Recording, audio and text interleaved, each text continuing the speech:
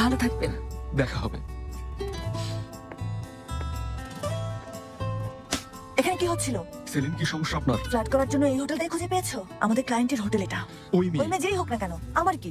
অন্য কোথাও গিয়ে যা খুশি করো, এখানে কেন? এখানকার কাস্টমার রিলেশনস ম্যানেজার। কি? ওই মেয়ে এখানকার customer relations manager. Customer relations manager কেউ? আমি তোমার কাছ থেকে এটা একদম আশা করিনি। একদম বাজে বকো না।